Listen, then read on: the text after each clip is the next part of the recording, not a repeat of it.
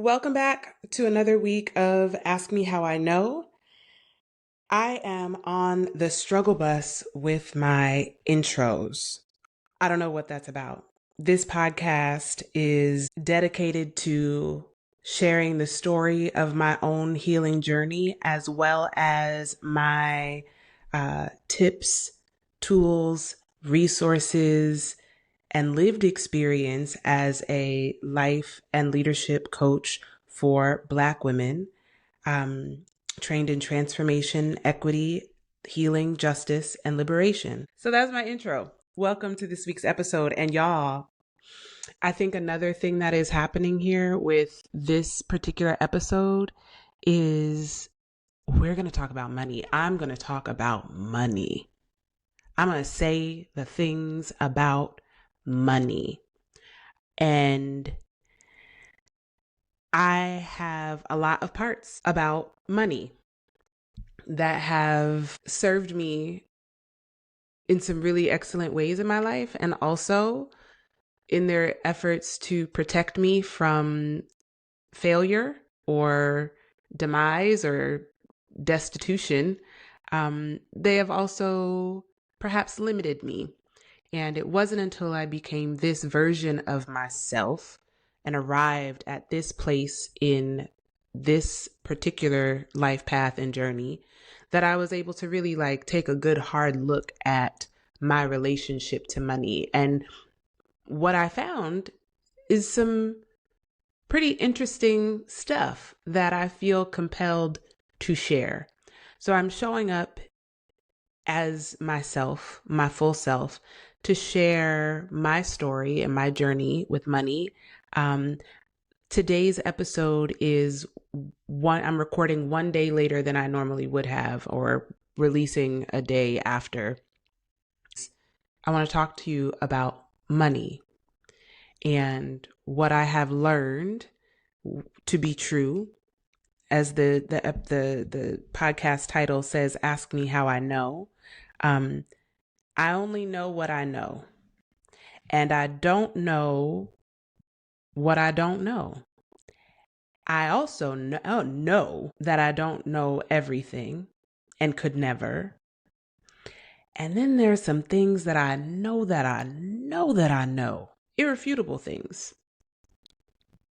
And somewhere in all of that is my humanity and my vulnerability and my willingness to share with you and to be curious, and to reach past my comfort zone, to inquire more deeply within myself, to check in for the truth and the validity of the things that I think I know. You know? So Ask Me How I Know is that podcast. I have a homegirl who was some years back lamenting the boom of podcasts and, the very polished and packaged model of podcasts. And she was like, I just want to listen to a podcast where there's a guest on that's like, today we have Megan who scream cried in her car at the grocery store. Megan, tell us about your day. And Megan, hey girl, this podcast low key is dedicated to you because I'm just sharing sometimes a day in the life of one me who is a socially awkward Black woman who is spiritually guided, intuitively and self-led, a guide herself, a coach, a champion, an auntie, a sister friend, a homegirl, a daughter, niece, sister, good girlfriend, human being. It me. And today I need to talk to y'all about money. And I feel like something that's also auspicious about moving the recording date to today is that great Pluto Aquarius conjunction transit thing that I was talking about a couple of weeks ago. yesterday I was feeling kind of ornery towards it. And I called my best friend Erica, who is an astrologer, medium, tarot girly, and political comms genius. It's quite the mix. I have very talented friends. I'm so lucky. Um, I was talking to her yesterday and was like, I'm kind of like not really beat for this whole Pluto Aquarius transit that's supposed to take the foot off the neck of the cardinal signs, especially Libra and Capricorn, which I'm a Libra stellium with a Capricorn rising. And I was just like, I don't believe you. You need more people. I was feeling like nothing was going to happen and recalling back in like December 12th of 2021 or whatever, when we were supposed to get superpowers and everybody on Twitter was like, yeah, super download. And I was like, that should never happen. But I had a really powerful day today that I felt energized by, and I felt the resource of the healing work that I have been doing for the past 16 years. I felt that shit today, and it came into alignment in some really beautiful ways that I want to share with you today. So that's what this week's episode is about. It's about money parts. And I feel like my financial solvency, or my relationship to finances and money, is kind of like the final boss level of my healing journey. And I don't know that it's final, but it's pretty major as far as I can see in this game of life. And I never played the board game Life, and it never appealed to me. I remember the commercial and I would just be like, that seems whack. I don't want a house and a car and kids. All them people, that does not, I don't, not me. But a game that I did play was Super Mario Brothers. And shout out to the homeboy, Ken Arkind, who wrote a poem years ago in the early Slam days called One Up, that the tagline of the poem is "Life is like Mario Brothers," which talks about your ability to be able to start again.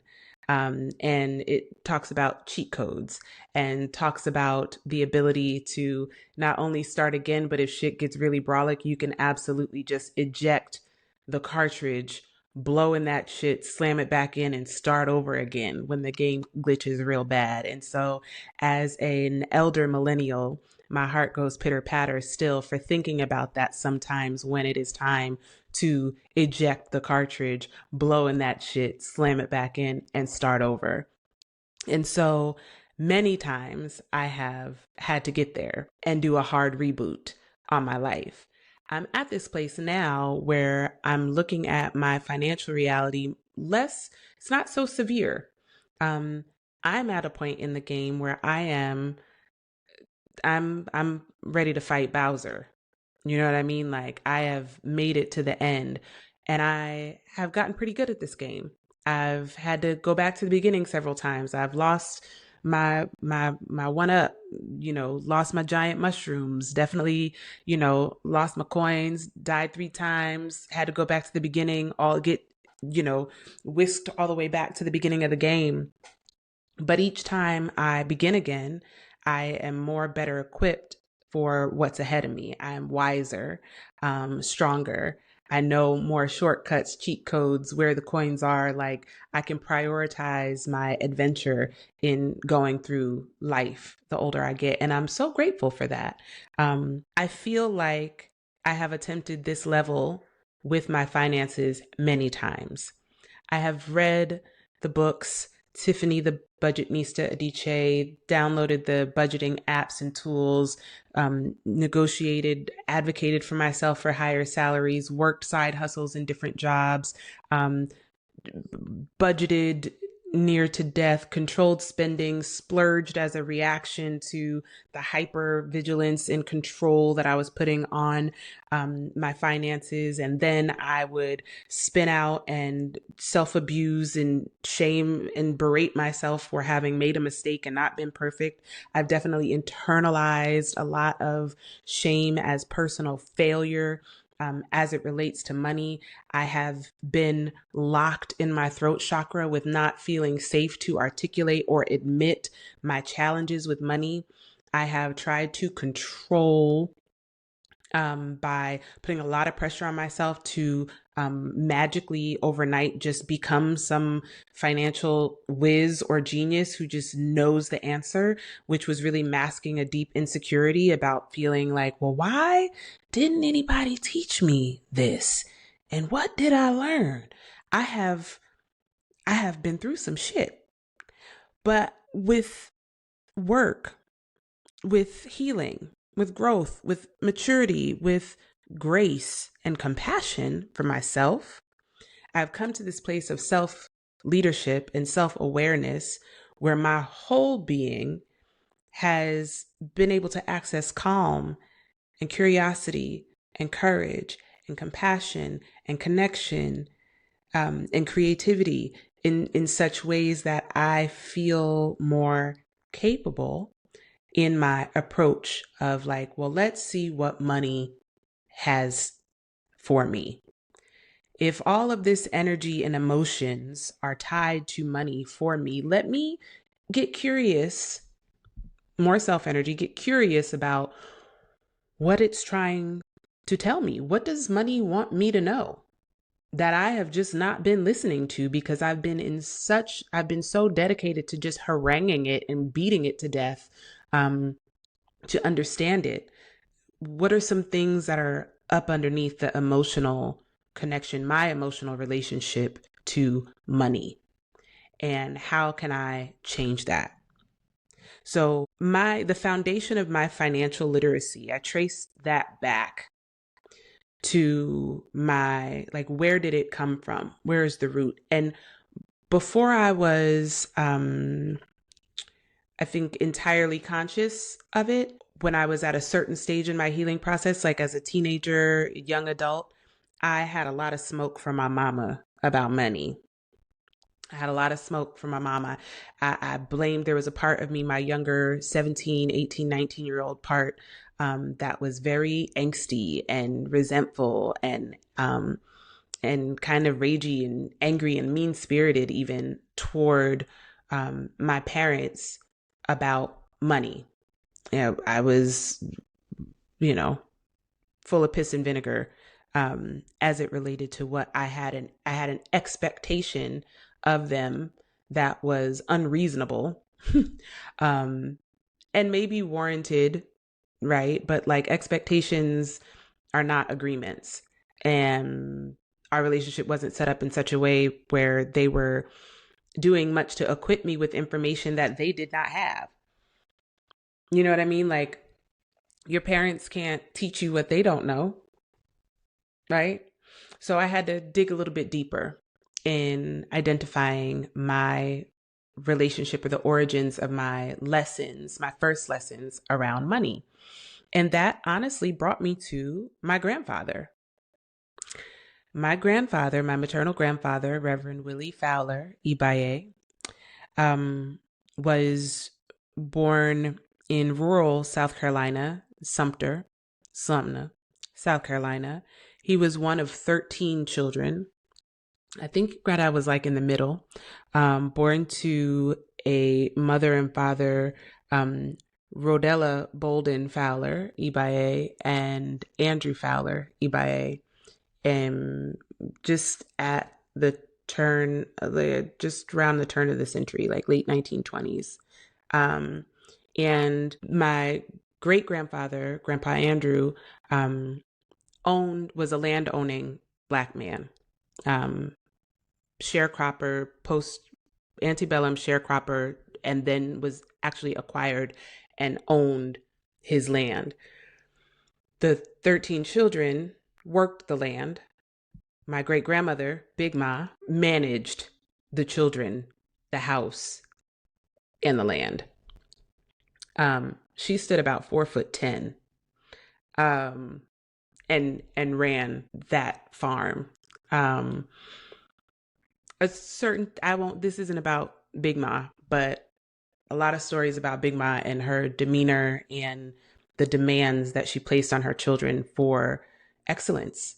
My grandfather would go on to leave South Carolina, marry my grandmother, and move north to New Jersey with his brothers. Um, he was responsible for making a way in the Great Migration to bring his siblings north and to secure resources to contribute to support the family down south. And my grandfather took great pride in doing that. He retired after 30 plus years working at a company in Newark, New Jersey called US Gypsum, where it was a sheetrock plant. And sheetrock is made from gypsum, which is selenite, also to the spiritual girlies and the crystals. So like I have a connection to selenite that is directly related to my relationship with my grandfather. Intuitively, protection, mental clarity, those things, that focus and protection. Selenite is what connects me to my grandfather. But he built a house in Scotch Plains, New Jersey, built our family's home from scratch, a brick home, and raised 10 children there. My mother is the middle child, fifth born. And when he went on to retire from US Gypsum, he started a landscaping business.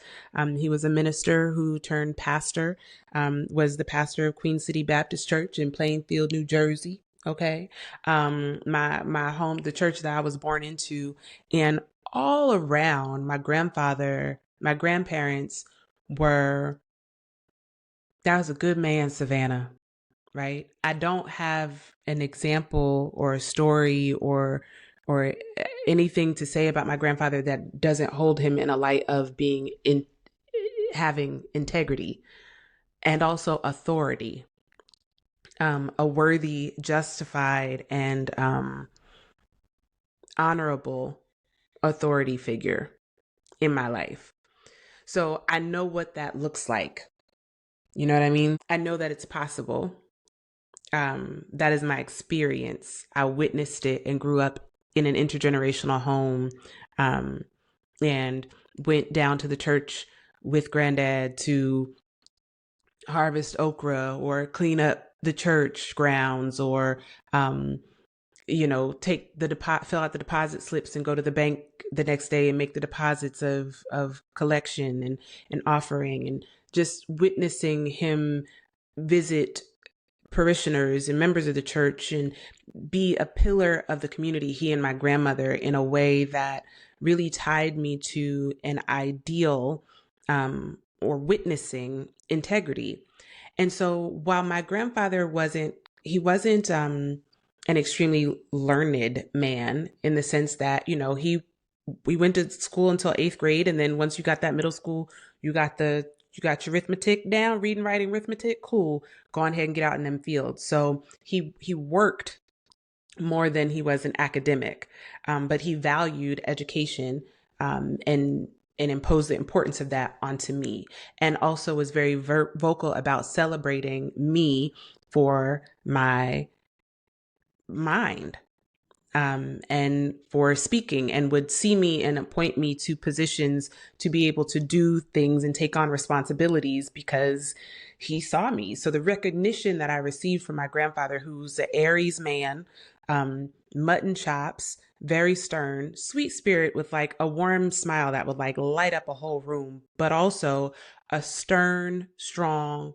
man that a lot of people were afraid of. So there was this balance in what I was able to witness in my upbringing. And so he wasn't necessarily sitting me down on some rich dad, poor dad type shit.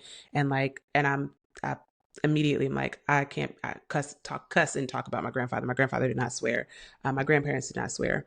But I learned so much about money from him because he taught me certain principles about how to engage, how to be organized with your paperwork and receipts, and to sit down and pay your bills, and to not write checks that did not have money in the bank to support them, to not write checks if you had cash, to not fool with messing up your credit, or the importance of having credit so that people would see you as credit worthy, but not relying on credit to do anything, or many things, and to still be able to have things, nice things that you need.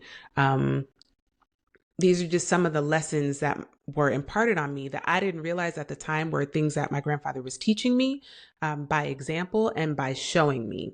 So when I say that he was a stern Aries preacher man, with a working orientation to life, my grandfather was an exemplar of resource, and he lived in such a way that explained to me how resources would benefit having your needs met to be well. So what do I mean by that? He modeled the importance of connection and being a person of your word, a person of integrity. So your word is bond. You mean what you say, and you say what you mean. And you choose your words in such a way that are in alignment with what your truth is. We were not allowed to tell stories, or lie. We weren't even allowed to say lie or tell somebody that they were lying. It would be, she's telling stories about me.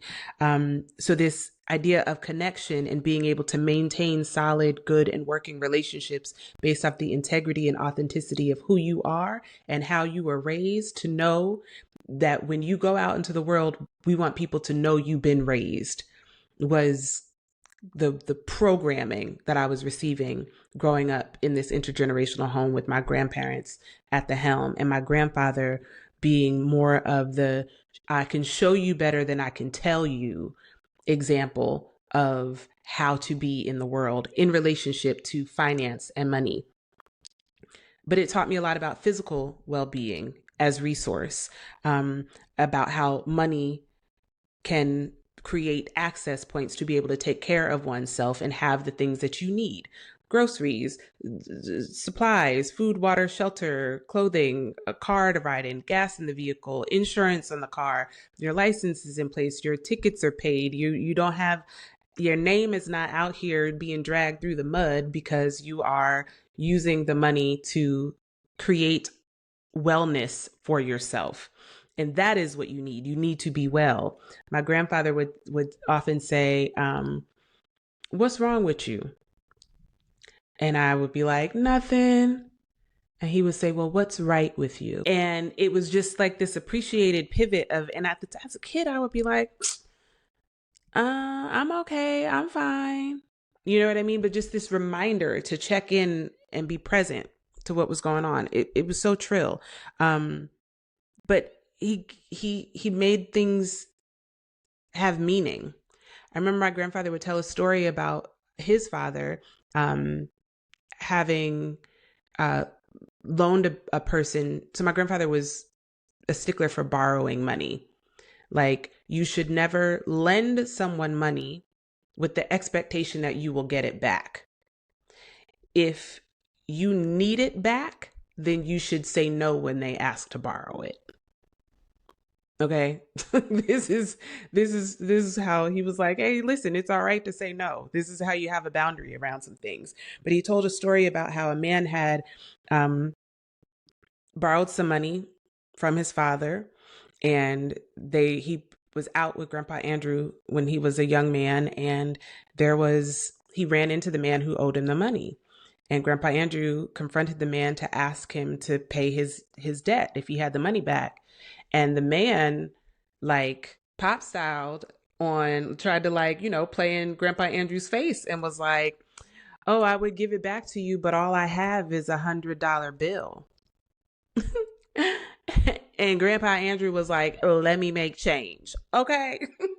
Big Nino Brown, like, let me go ahead and show you that, like, this isn't about me needing the money back. This is about you having a debt to pay. And also you trying to be out here playing in my face in front of my son, and I don't even play that. So, like, what's good, So this is the men's I was raised by. This is my ancestry, right?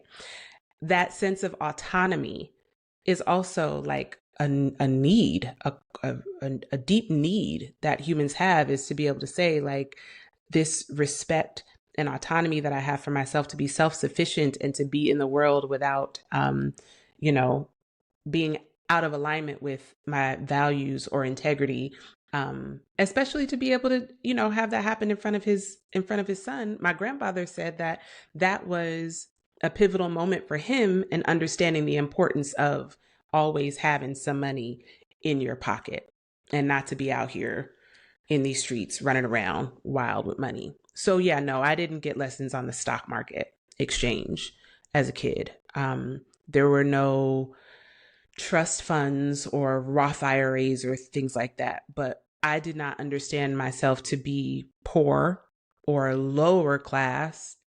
I didn't think that we were rich, but I didn't know, I didn't go without anything. I mean, I wasn't allowed to have like $200 sneakers and stuff like that. And I really wanted some Air Max. And my mom was like, psych, you better take these bubbles and keep it moving. Get you some kids and keep it cute, girl. And don't get them dirty because we're going to need fresh whites on the 4th of July. All right. But that was the foundation of like my understanding of money. Okay. And I wanted to say that to just bring my grandfather into the conversation because he was so heavy in my spirit this morning when I woke up. Like he just, I don't know. I woke up, I opened my eyes and said my prayers. And then it was just like he was there. The memories of him, his smell, his hands, his words, the sound of his voice. Like I just had a moment. And that doesn't happen often for me.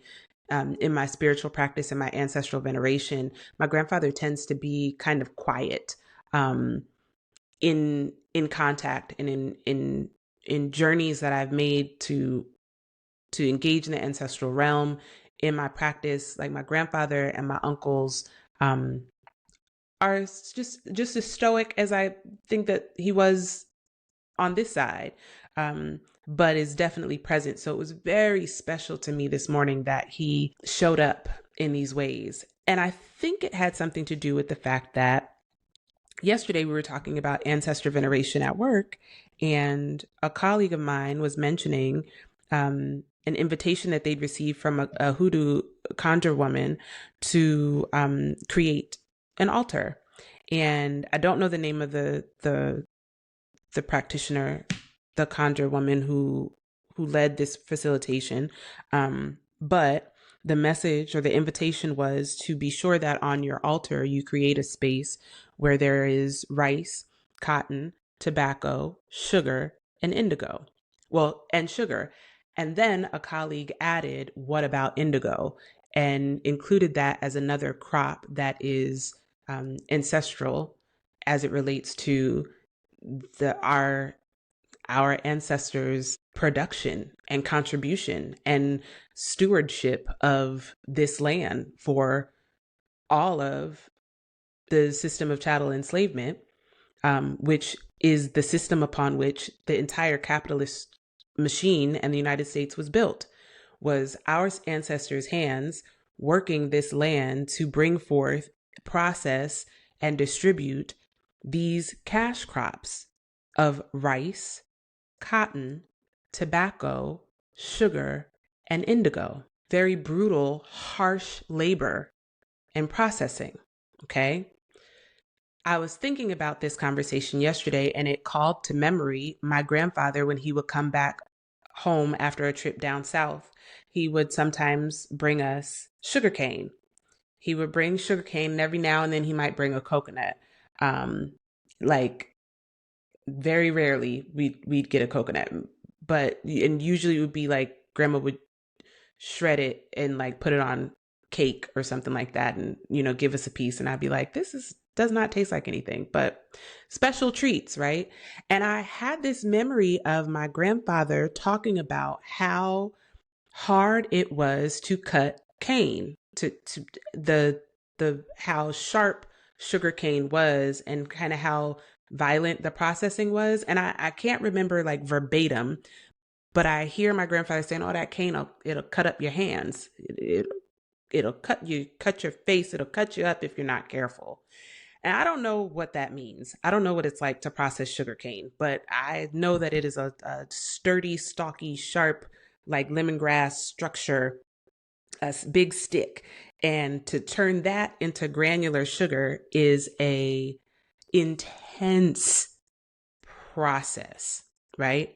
So yesterday I was just thinking about these cash crops that were produced from the stolen or extracted labor from stolen people who were enslaved and abused, given minimal resources, and had their labor extracted for hundreds of years, for generations. And I am a descendant of this. And so these crops, these items that I am absolutely, I usually have cotton on my altar, but I hadn't thought about adding rice and sugar. Tobacco often ends up on my altar, but I think my connotation and relationship to tobacco on my altar has typically been different, like cigarettes to smoke, but not so much tobacco, the plant itself, from that perspective. So it just kind of turns something on in my brain when I'm thinking about money and my relationship to money and how different it is than the status quo dominant cultural relationships of capitalist U.S. economy, inside the systemic oppression, racialized, socioeconomic racism, and all of those ways that it impacts me even to this day in 2024. And it activated something in me, and it just like woke up my grandfather's lessons about money in me this morning when I opened my eyes. And I think that it's so interesting that, you know, for white folks, those who believe themselves to be white or European descendants, their ancestors are on their money. They venerate their ancestors through the almighty dollar. That is the practice. Why would I not include the veneration of my ancestors by having the presence of these materials, these crops, these precious, priceless wars were fought over, these, I was listening about the Pluto Aquarius conjunction, and one of the astrologers that was talking about it mentioned that the invention of the cotton gin happened at one of the last conjunctions. And that is one of the things that revolutionized or really amplified the transatlantic slave trade in such a way that like the cotton boom like took over the whole world, because then they could process it even faster. Like, just mind-blowing stuff and making all these connections. So money. Now, there's some emotions that are tied to money for me. And I'm curious about your relationship to money. So, but let me close this out by saying that my grandfather is absolutely with me in this conversation.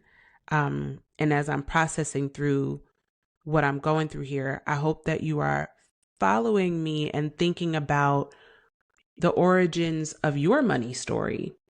Where did you learn? What was the foundation of your learning and awareness of money? And what emotions come up for you in relationship to that? So here are some of mine: shame, guilt, worthlessness or worthiness, stress, pride, and happiness. Okay. So these emotions have like an energetic frequency, right? Sort of a tingle, a vibe, if you will. And that vibe shows up in and around my body in different ways and places, and is typically an extension of how much money is in a bank account, how much money I have. Now, the concept of money is just, we're talking about numbers on a page. I'm not talking about gold doubloons or stacks of cash under the mattress or any of those things. These are arbitrary numbers. Money is a made up concept and entity that is used to quantify the exchange of, to give us a value that justifies a transaction or an exchange of goods and services that for a long time was stolen and extracted from human beings who I am a descendant of. So for me to have a complex relationship with money is not unusual. For Black Americans who are descendants of enslaved Africans, it is not unusual for us to have sticky relationships with money. It is also not exclusive. Our relationship to money is not exclusive to Black folks in America. I think it's a global epidemic, a global phenomenon that we don't talk about enough, because we would have to talk about capitalist, imperialist, patriarchal, racist societies, global domination and colonization in order to address it. And as we have witnessed here recently and forever, if you are half a inch, a pinch of consciousness in you, that is just not a conversation that a lot of folks feel comfortable having. But damn if it's not the one that needs to be had. So I'm working through my money shit. I'm working through it. These emotions that resonate at or have a vibrational frequency that is kind of like high to lows in where I feel them in my body. And I wonder where they live in yours. Now, I am a student of Dr. David R. Hawkins, the map of consciousness, the map of human consciousness that really ties our emotional states of being to these frequencies of feeling frequencies, and gives us kind of a logarithmic scale of how we can transmute emotional states to literally vibrate higher in the world and how we show up, and that our ability to increase our energetic frequency or vibration, all ships rise with the tide of that. So instead of troubling ourselves feeling responsible to admonish or make other people change their frequencies, our work is really to tap into the collective consciousness and figure out where we are vibing so that we can find harmony, our chorus, our connections, you know what I mean? And we just gone, this is your note, you know what I mean? Our way through this thing called life, right? So in Dr. Hawkins' map of consciousness, shame and guilt are the two at the bottom, down in the root area, in your root location, as far as low frequencies, low vibrations. And he basically says that the emotional state that is a near friend, to use a Brene Brown reference, but a near friend to shame, the emotional state to shame is humiliation. And I think about the times in which I have felt ashamed, because I think the thing that most immediately pops into my head is the book fair, scholastic book fairs. Feeling ashamed because I do not have money to buy all the books. And of course, I want all the books. As you can see in my background, I want all the books all the time. This is not even, I feel like I have to stop myself from buying more books because it's a pain in the ass to move them, but the books, right? And in the scholastic book fair, I felt ashamed often because I didn't have money to buy the things that I wanted to buy, and never really felt prepared for the book fair, and would internalize that as shame for not, what a shame that I hadn't saved. What a shame that I hadn't brought home the flyer and dug it out of my backpack and told somebody, or what a shame that I hadn't planned in advance which books I was going to purchase. What a shame. Right. And that made me feel a sense of humiliation to line up, go down to the book fairs, line up in the hallway, wait for your class's turn to go shop. You got a timer is set. You only have so much time to browse. All the kids are buying stuff, and it's just kind of Stressful, so stressful, and a humiliating experience. I was a kid, I would like come back with like an eraser, pencils, you know what I mean? Like something like that. But I really wanted, a big, beautiful, like, cardboard pop-up book, or, coloring books, or Goosebumps texts, or whatever, any of those things that it was like, well, yeah, I could just get that at the library, I guess. And it's going to smell like boogers, but I could do that, humiliation.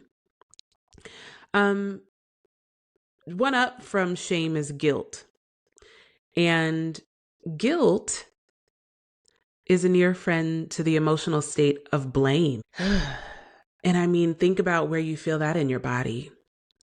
If you feel that in your body, if that resonates. For me, the blame I mentioned earlier, where I blamed my mom just because she was there. That wasn't fair. I mean, who else was I gonna blame? You know what I mean? I blamed myself and tied it to this third level of feeling worthlessness. And typically when you are feeling worthless, this worthlessness is not one of the states of being that is on the Hawkins scale, but worthlessness as an emotion is connected to feeling weak and being fearful, right?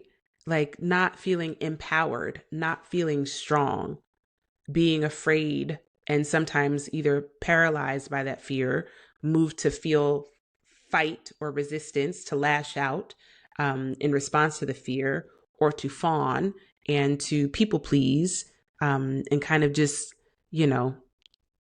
internalize whatever is happening there. Worthlessness. Stress is stressful. Poverty is stressful. And again, I was not in poverty, but poverty, lack, is stressful in a society that everything messages to you that you are supposed to be a consumer. And in order for you to participate in this consumer society, you better have some money. It's Christmas time. It's time for Christmas lights and decorations and food and grocery bills. And you are supposed to be consuming. What's wrong with you? Get into the holiday season. It's high stress. It's Black Friday. Go, go, go. That stress is going to kill your ass if you do not eliminate it from your life. And one of the ways that it sneaks in is by way of capitalism. In this consumer ideology of like, oh, I must eat everything. I need to have it. I need to have it. Once I have it, then I'll be better, and then I'll do more. Once I have it, then I'll do what I said I was going to do, and then you'll be happy. No, no. No, no. We got to be exactly who we are and do what we are purposed to do, what we are called to do, and then have our needs met as a result. I'm just saying. So, yeah, got to eliminate the stress. Now, some other feelings that I have around money are pride and happiness. This is not an exclusive list, but I feel proud of myself that I have become accustomed to a certain life. As my stomach growls and I'm like, I'm going to eat another slice of pizza, right? Not because I don't have. So I feel a sense of pride that is related to this need to feel successful and to be confident that I have the capacity, the skills, the tools, the education, the wherewithal, and the resources to be able to navigate this late stage capitalist hellscape called America 2024. Okay. And, happiness, people say, money doesn't buy happiness. Sure, it doesn't. It does not. But to be content, to have your needs met so that you can eliminate the stress of meeting the need and navigating the gauntlet, the Thunderdome, the capital that is America. We're literally not out here fighting the Hunger Games from District 13. Like, there's a certain level of contentment and power that is related to that. If you have your basic human needs met, you have food, shelter, water, clothing, fresh air, physical wellness and abilities, those are privileges that are not just afforded every human being that's out here walking the earth, right? So there's some level of assumed impropriety, like social cultural impropriety, that is mandated to shame us, to shun us from having conversations or connections to our emotions. On this podcast, I talk to you every week about feeling your feelings as our bodies are our most genuine pathways to knowledge. Word to Audre Lorde. Our feelings let us know what we need. How we go about meeting those needs is best when done in alignment with the things that we value most about ourselves and the world. Nowhere in our feelings, needs, or core values of all of our humanness, money is not on any of those lists. It's not there because it's not real. We made it the fuck up and we make it mean. We assign value to it and make it mean things about who we are and what we deserve and how much we have and what they have and what you should have. We blame people. We resent people. We have jealousy attached to it. We make it mean things that it simply does not mean. And what we will say, we will not admit to needing meaning. We will not admit to needing connection.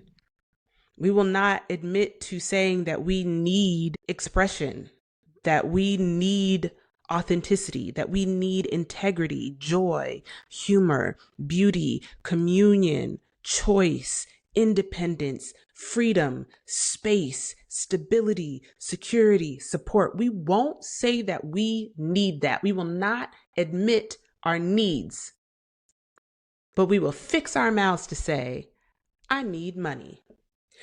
The number of times in the past couple of weeks that I've seen this tweet, meme, thread, GIF post going around on social media that's like, you're not depressed, girl. You just need $1.2 million. And I laugh at it and it's cute, but like, I think some of your faves, your famous celebrity faves would like a word because they have millions of dollars. And they are still very depressed and unhappy. So let's not conflate mental health and mental wellness with money. Like, we have to stop doing that. You don't need money. Money needs you. What do I mean by that? Now, out of everything that I just shared with you about my relationship to money, my energy with money, and all that stuff, okay? Money is an entity, perhaps an energy, a spirit, some might say, an inanimate object, depending on the form that it takes, right? If it's cash, maybe money is a concept, an idea, a number, arbitrary number that's organized according to a decimal system, calculated in this United States economy in dollars and cents. We also see that changing because now we have cryptocurrency and Bitcoin. We also trade stocks and bonds and percentages and dividends and have all this other language that we use for it, but we talk about it money. Money, money, money, money, money. You do not need money. You need rest. You need sleep. You need food. You need shelter. You need water. You need love. You need nurturing. You need self-respect. You need respect, mutual respect. You need to be accepted. You need to feel belonging. You need basic human cooperation and collaboration. You need to feel closeness. You need community. You need trust. You need to be understood. You need to understand as well.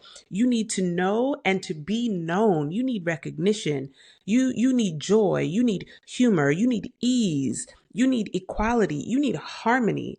You need inspiration. You might need order. You need to matter. You need stimulation. You need time to mourn. You need to grieve. You need contribution. You need to be creative. You need discovery. You need efficacy. You need awareness. You need celebration.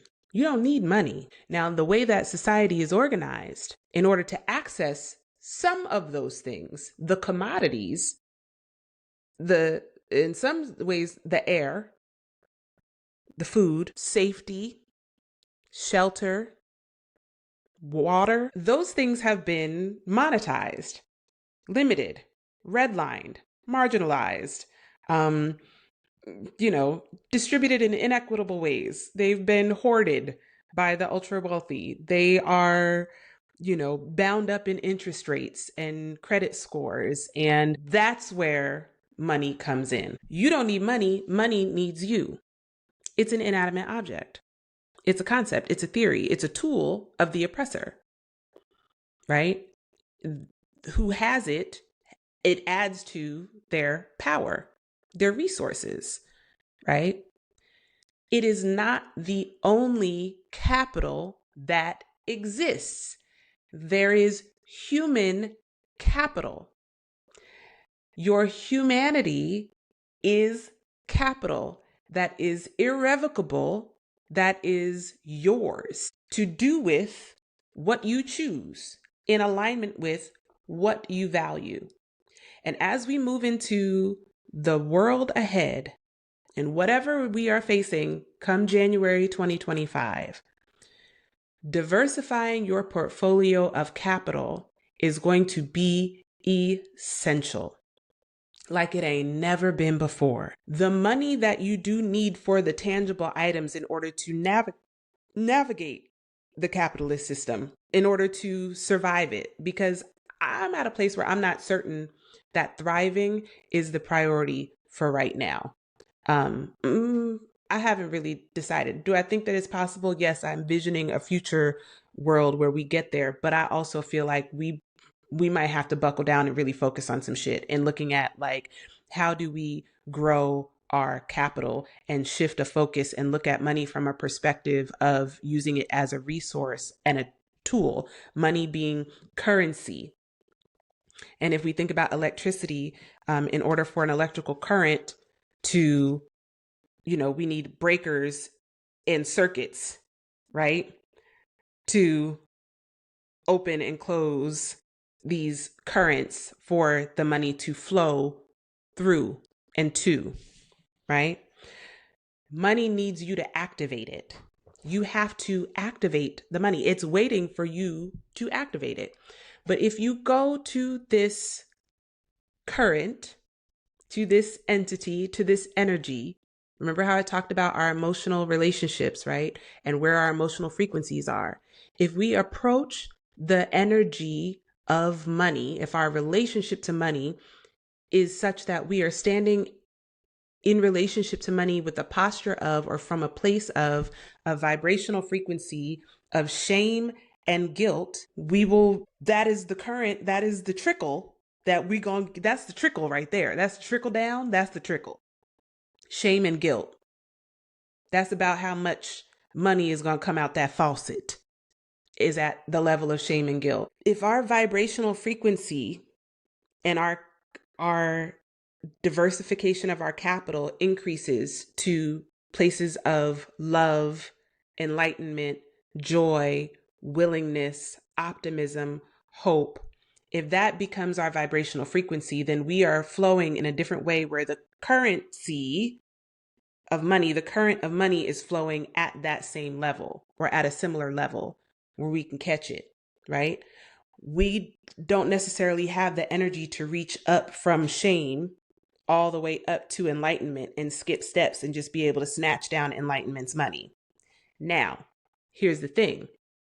If you are a person who is vibrating at enlightenment and enjoying your relationship to money from a place of pride and happiness, you can interrupt the cycle, and instead of doing a trickle, you can give, donate, contribute, invest in someone's dream, condition, state of being, their bucket, if you will. And I'm not saying this from a place of charity or handouts. I am talking about the collective consciousness and the reality of our need for community and connection and building sustainable relationships and teaching invaluable lessons that we all need to learn. Being an exemplar, being like a Reverend Willie Fowler to some other human by showing and modeling good practices of authenticity and being of good character on this earth. Do what you will with that. If you are up here hoarding like the billionaires them do, we see what outcome that gets us. That gets us a Trump presidency. I mean, this is just my theory here. You don't need money, money needs you.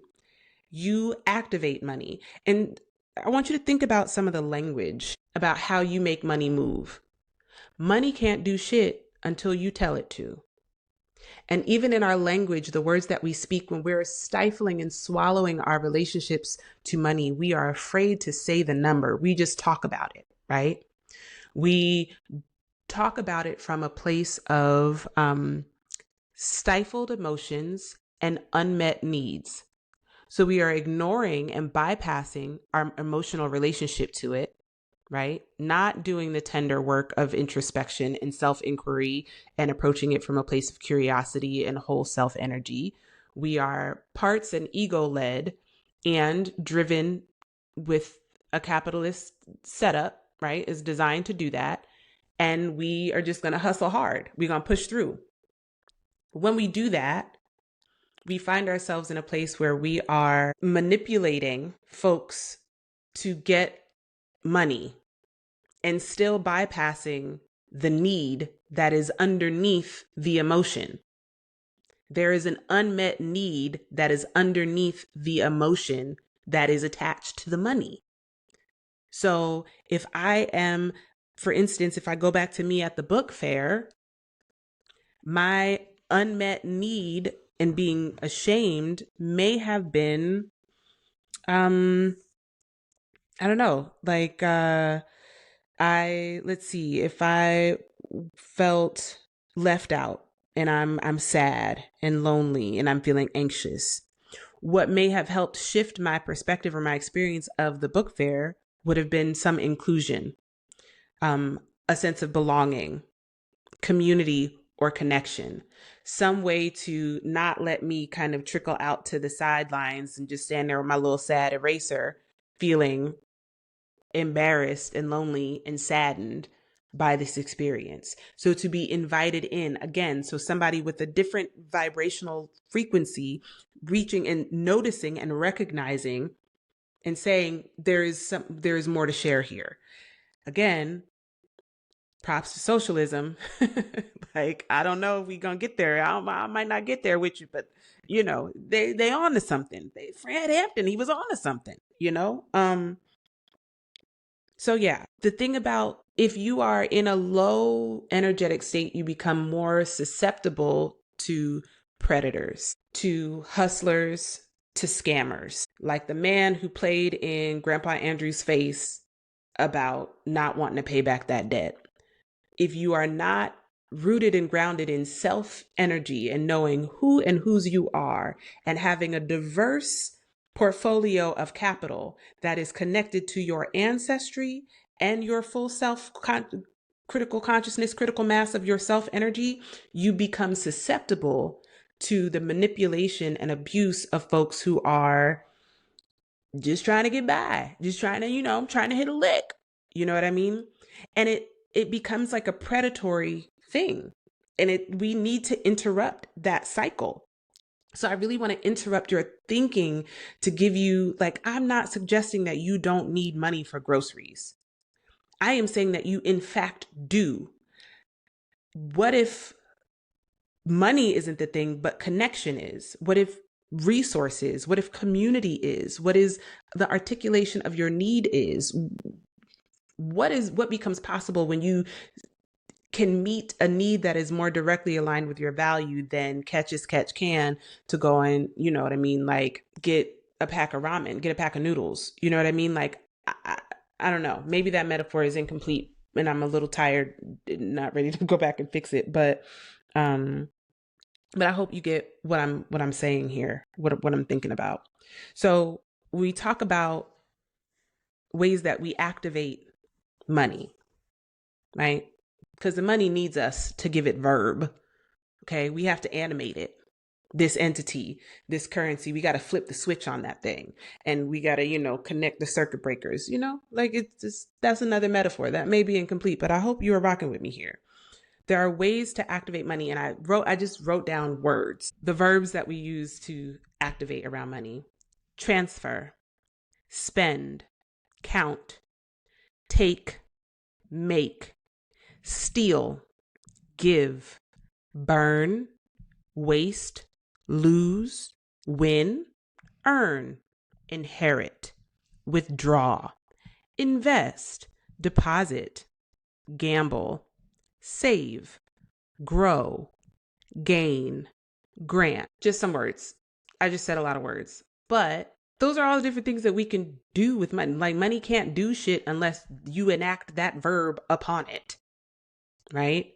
In order for it to move. Thinking about that, how can your energy, like if you were to be standing in relationship to currency, how is your body positioned? What is your energetic level? Like, what is your relationship? What is your metaphor for how you are standing in relationship to money? For me, the most important thing that I could have done was to just tell the truth and say the numbers out fucking loud. Like, I could never understand why we talk about money, we don't actually say like, but how much money? Like, is that really the whole total? What is it going to cost? Like taxes and fees, and there's different line items and all that stuff, and hidden costs and hidden agendas and hidden this, like, oh, my parents, I came into some money. The parents left me some money, but don't never tell nobody how much money, because you don't want them to think that you got too much, because you don't want to have guilt for not being poor. You also don't want to be too prideful, because you might get robbed because somebody else is trying to hit a lick. But you actually don't want to like look like what you're going through. So you don't want shame to be on you. So you should just internalize it so that it looks all right, on the outside. So you should go ahead and buy that outfit, girl, anyway, so that you don't look like what you've been through, and go ahead and put it on the charge anyway. But we're not going to talk about it. I forgot, girl. I don't even know what the interest rate on that card is. It's something. I haven't opened that bill yet.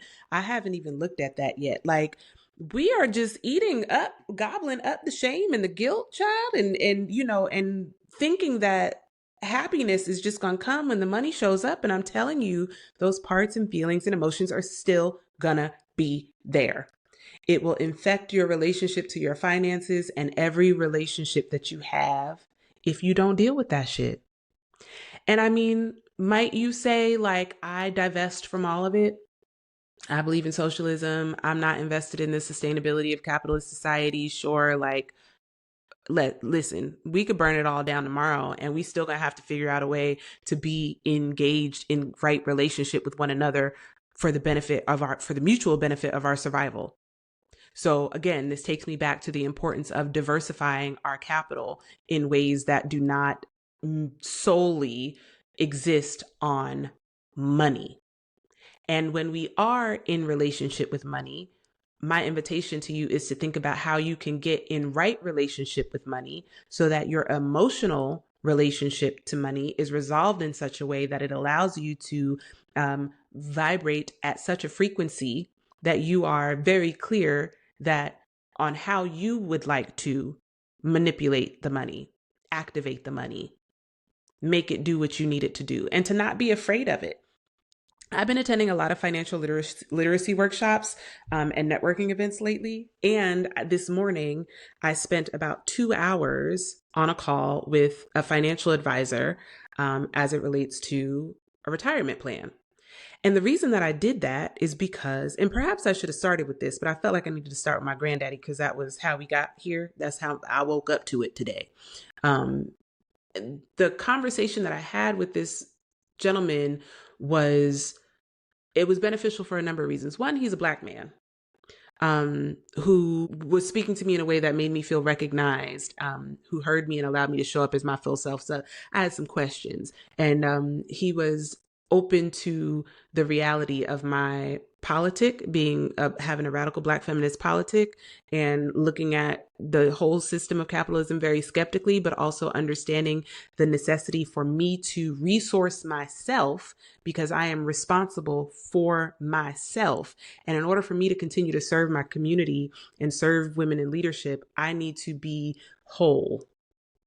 The movement needs me whole, which includes me having a command of and capacity for my financial situation. That is not something that just dawned on me today. It is something that I inherited from my ancestors, period.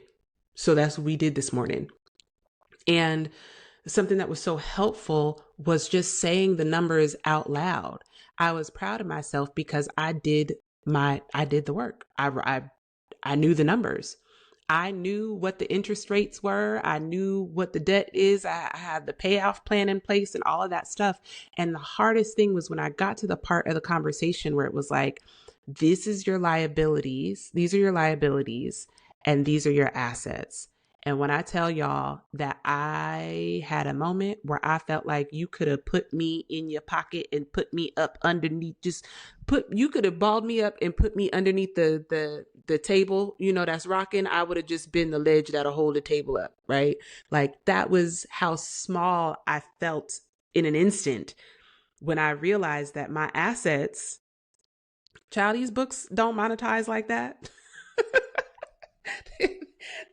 These books don't really count as an asset. To me, they are an asset. They're deeply valuable to me. They're priceless. But the stock market and capitalism, it don't really work that way. So thinking about that, and something that, he said to me, and I just had to push through in the conversation. I was like, ooh, I hate this part because I have to say the numbers out loud and look at them and understand what they are. But like with my whole chest today, he asked me, like, how much do you think you need to retire? What is your retirement plan? And I said, if I work for the next 25 years, which is actually longer than I want to, but this is me being realistic in that I do feel like I'm aligned with like my life's mission and my passion and my work. 25 years. In the next 25 years, I will need $3.75 million to support a retirement if I were to live another beyond retirement at 68. If I were to live another 25 years beyond that, it would be about $3.75 million.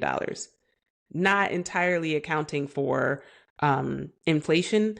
That's only around $150,000 a year. Right? So I learned about things like tax shelters, and life insurance retirement plans and high yield savings accounts and Roth IRAs and a 403B.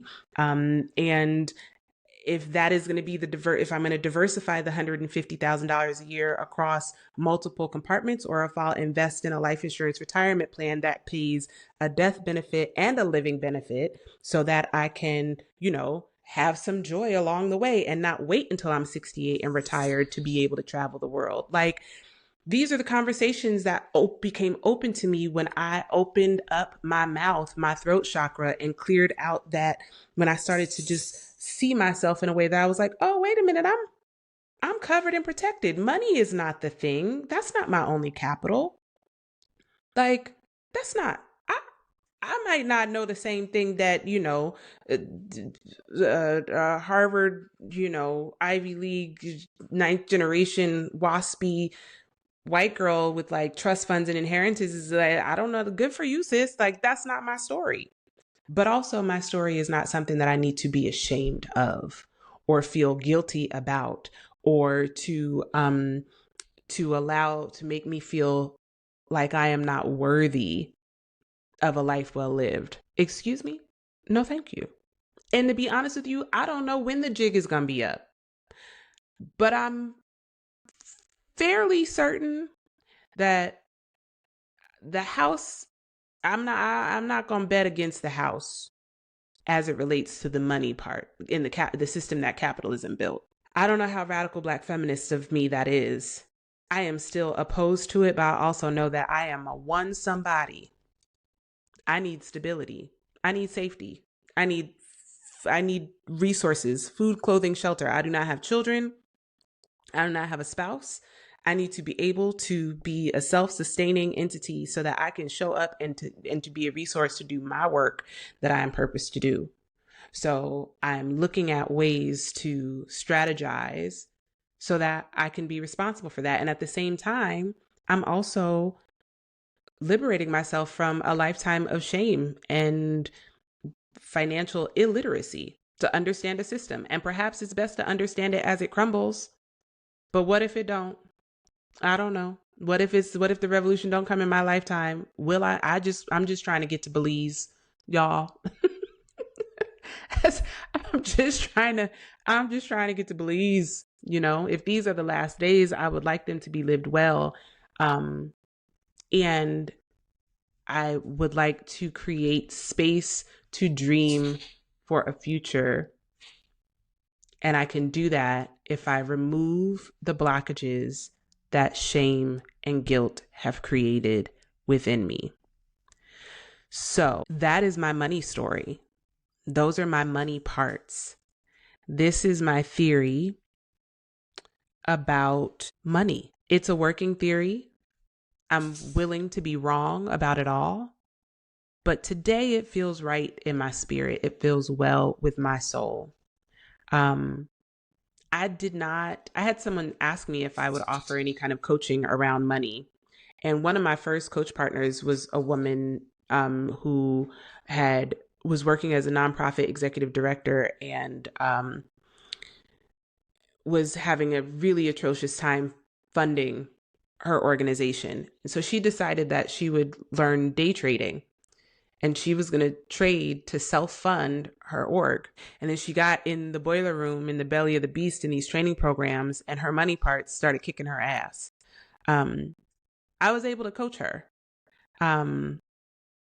because it's not about me. But in coaching this particular coach partner, it activated a lot of my shit. And this was years ago. Maybe this is 2019. Yeah, 2019, maybe 2020. I mean, the outcome for the coaching the feedback was positive. It was just like a blip on the radar, being able to support her through some things and to identify and uncover some of her money stories. But I was not willing to look at it for myself.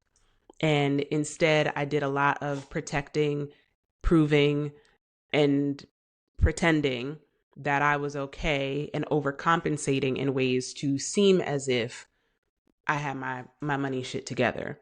And I was internalizing a lot of the shame and guilt and insecurities around the things that I did not know. It got so bad to a point where I changed my major. I was going to go back to school, or where I was going to finish my degree and go back in a dual degree program for business to get my MBA. What?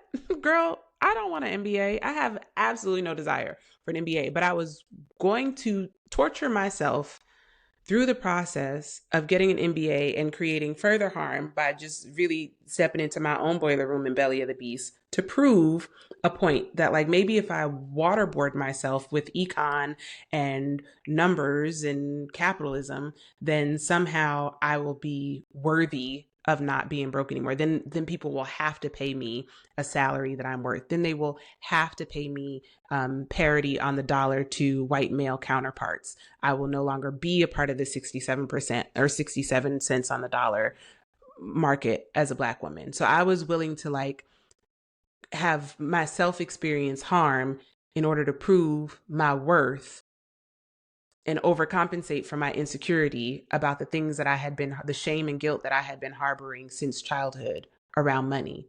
And I was willing to blame the system for keeping me in a state of oppression. And while there are some elements of that that very well may be true, I did not like the way that that reality made me feel, because it made me feel victimized and helpless and powerless and weak. And ain't nobody got time for that. So listen, do your work, babe. Do your work. I can help. I think I'm an excellent guide. Um, I have unlocked another level of understanding and being able to make those connections. I've helped people with money parts through coaching because it's not about me, right? Like, your agenda is your agenda. My responsibility as a coach is to witness you and to work alongside you and to just be a guide, to shine a light on the things that may have previously been unseen, to witness you along your healing journey and to support and strategize with you, to crystallize it and make clear your goals, to define things for you. You define things for yourself with my support and guidance that will allow you to reach the clarity, to witness your own growth and transformation, or experience, actualize, through your own growth, healing, and transformation, which is why I say that healing is possible, magic is real, and love is the answer. That's the work that we do in coaching. The work that I'm doing here in this podcast is mine in real time. I also have a coach. I'm surrounded by coaches. I speak coaching language, breakfast, lunch, and dinner. So, ain't no thing. I believe that you should absolutely, we all need somebody to lean on.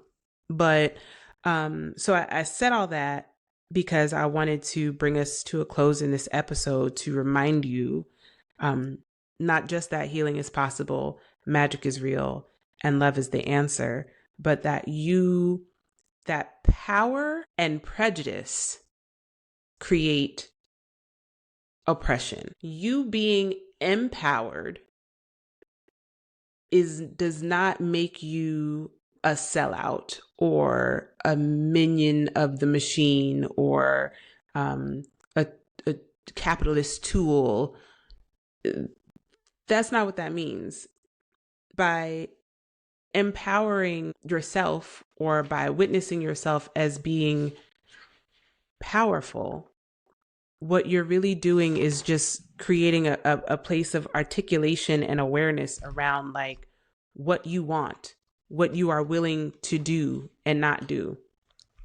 I have a better definition of that I can't find. I don't know where it is on my desk. I have all these pieces of blue paper and all these notes that I wanted to share with you, and then I put them all to the side in one big stack, and now they're not here.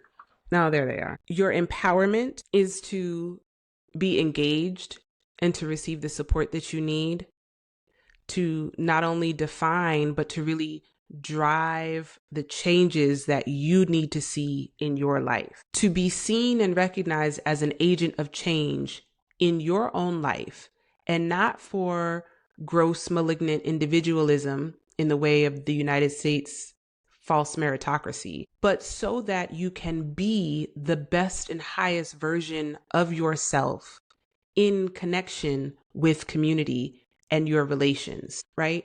It's so that you can model that love, so that you can be the living testament and exemplar to the people who look up to you and who look to you and who you reach to and who you support, who you care about, who you lead, so that you can live well in that way. You are not serving anybody by erasing your needs, by swallowing your needs, by being silent about your needs. Zora Neale Hurston, if you are silent about your pain, they will kill you and say that you enjoyed it. You have to tell your story. So I feel extraordinarily liberated in the sharing of this episode. Perhaps that has something to do with the fact that Pluto has switched into Aquarius. I don't know, transited, squared, trined. I don't know what's happening in the stars. My astrologer homies keep me together, and I am sometimes skeptical when shit feels brolic. But I will say that today, the universe got hands. You know what I'm saying? But like today, I did feel light. I felt unburdened, and I felt confident and courageous enough to talk about money on this here podcast. So I hope that you have enjoyed it. You can schedule a discovery call to spend an hour talking about you one-on-one with me on my website, ebonyisisbooth.com.